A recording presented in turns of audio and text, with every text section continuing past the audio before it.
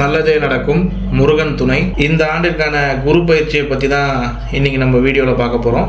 முதல்ல மேஷராசி நேயர்களுக்கு, மேஷராசிக்கு குரு பகவான் மிதுனத்திற்கு போன பிறகு நேரடி பார்வையாக தனுசுவை பார்ப்பார். மேஷத்துக்கு தனுசுன்னு எடுத்துக்கிட்டிங்கன்னா 9வது கட்டமாக வரும். 9வது கட்டம் தான் பாக்கியஸ்தானம்.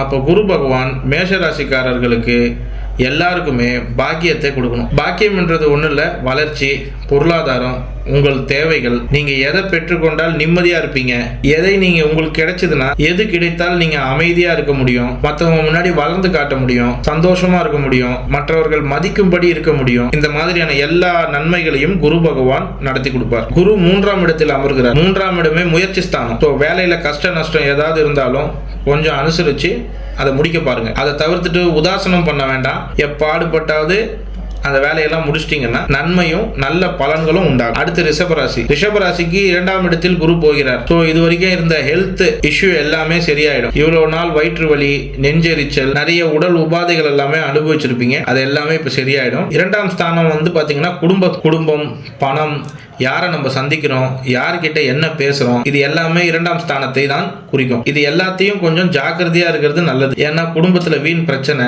பண விஷயத்துல பிரச்சனை, இது எல்லாத்தையுமே 2ஆம் இடத்துல குரு கொடுப்பார். ஸோ அதனால கொஞ்சம் முன்னெச்சரிக்கையா இருக்கிறது நல்லது. ஏன்னா குரு பார்க்குற இடம் தான் நன்மை செய்யும், இருக்கிற இடம் கெடுதல் செய்யும். கேடு பலன் சொல்லுங்க, கேடு பலன்னு சொல்லுவாங்க. அந்த மாதிரி குரு 2ஆம் இடத்துல இருக்கிறதுனால கொடுத்த காசு வராது, தெரியாம காசு கொடுத்துட்டேன், பணம் வரல, தேவையில்லாம பேசிட்டேன், தேவையில்லாத வீண் வார்த்தைகளை நான் விட்டுட்டேன், இந்த மாதிரிலாம் நம்ம ஃபீல் பண்ற மாதிரி ஆயிடும். அதே மாதிரி குடும்பத்திலையும் தேவையில்லாத சண்டை போட்டுட்டேன், இந்த மாதிரி பிரச்சனைகள்லாம் வராம இருந்திருக்கலாம், நான் சண்டை போடாம இருந்திருந்தா, இந்த மாதிரிலாம் யோசிக்க ஆரம்பிப்போம். இதுல கொஞ்சம் கவனம் தேவை. இளம் தம்பதியர்கள் இல்ல கல்யாணமாய் ஒரு 2 years ஆகுது, 3 years ஆகுது, ஒரு 4 years ஆகுது, இவங்க எல்லாரும் கொஞ்சம் விட்டு கொடுத்து போங்க. அப்பதான் குடும்பம் கொஞ்சம் செழிப்பா இருக்கும், இன்பம் குறையாமல் இருக்கும். வீண் வாக்குவாதத்தை தவிர்த்துருங்க. விட்டு கொடுத்து போறது நல்லது. குடும்பத்துல வீண் வாக்குவாதம், பணம் கொடுக்கறது, வாங்குறது, தேவையில்லாம சண்டை போடுறது, இது 3த்தையுமே கொஞ்சம் கம்மி பண்ணிக்கோங்க, இல்ல அவாய்ட் பண்ணிடுங்க. வாழ்க்கை சிறப்பா இருக்கும். அடுத்து மிதுன ராசி.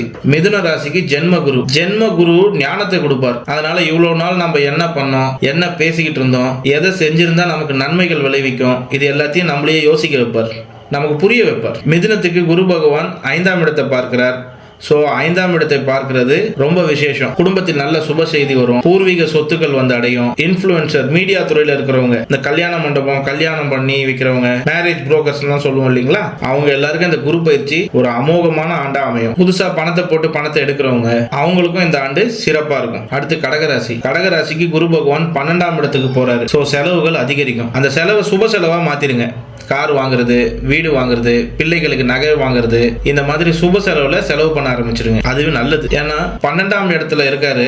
12ஆம் இடத்தை இருந்து குரு பகவான் 4ஆம் இடத்தை பார்க்கிறார். சோ 4ஆம் இடத்தை பார்க்கும்போது வாகனம், வீடு, மனை இதெல்லாம் வாங்குவதற்கான நல்ல காலம். சோ யூஸ் பண்ணிக்கோங்க. தாய் விஷயத்துல கொஞ்சம் கவனமா இருக்கணும். ஏன்னா 4ஆம் இடத்தை குரு பகவான் பார்க்கும்போது தாய்க்கு உடல்நிலை இதெல்லாம் சரியில்லாம வரதுக்கான வாய்ப்புகள் அதிகம் இருக்கு. கையில பணம் வந்த உடனே அதை சுப செலவா மாத்திடுங்க. இல்லைன்னா வீண் விரயம் நிச்சயம் உண்டு. அடுத்து சிம்மராசி. சிம்மராசிக்கு சூப்பரா அமைய போதுங்க. இந்த ஆண்டு 11ஆம் இடத்துல குரு வரதுனால அஷ்டம சனியா இருந்தாலும் சரி, 3ஆம் இடத்தை குரு பார்ப்பதால் அதிர்ஷ்டம் வந்து தேடி வரும். சோ அதிர்ஷ்டத்தையே வாழ்க்கைய ஓட்டுறது அப்படின்னு சொல்லுவாங்க இல்லையா. சோ அது உங்களுக்கு இந்த ஆண்டு சூப்பரா அமையும். உங்க அதிர்ஷ்டத்துல உங்க லைஃப் சூப்பரா போயிட்டே இருக்கும். ஏன்னா 2019 கொரோனாவுக்கு அப்புறம் பல பிரச்சனைகள், பல இன்னல்கள், பல சவால்களை சந்தித்து கொண்டு இருக்கும் சிம்மராசினர்களுக்கு இந்த குரு பயிற்சி முடியும் போது எல்லா நன்மையும் செஞ்சு கொடுப்பார். அமோகமான ஒரு நல்ல ஒரு திருப்திகரமான, நிம்மதியான, நிறைவான வாழ்க்கையை அமைச்சு கொடுப்பார். இன்பமா இருக்கும். அடுத்து கன்னிராசி. கன்னிராசிக்கு பாத்தீங்கன்னா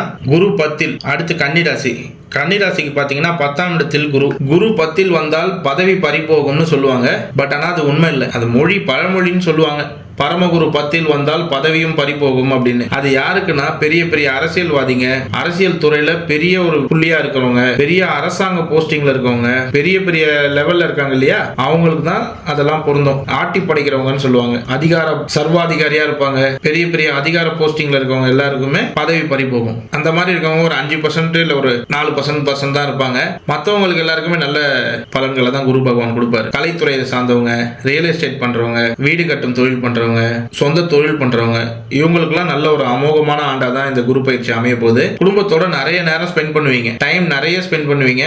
அம்மா அப்பா தங்கை அண்ணன் குழந்தைகள் எல்லாரோடையும் உட்கார்ந்து அமர்ந்து சாப்பிடுறது, மனம் விட்டு பேசுறது, நிறைய சுப நிகழ்ச்சிகள்ல கலந்துக்கிறது, குடும்பத்தோட போய் இன்பமான ஒரு ஆண்டா தான் இந்த குரு பயிற்சி உங்களுக்கு இருக்கும். எதுவும் பயப்பட வேண்டாம், குரு நன்மையை செய்வார்.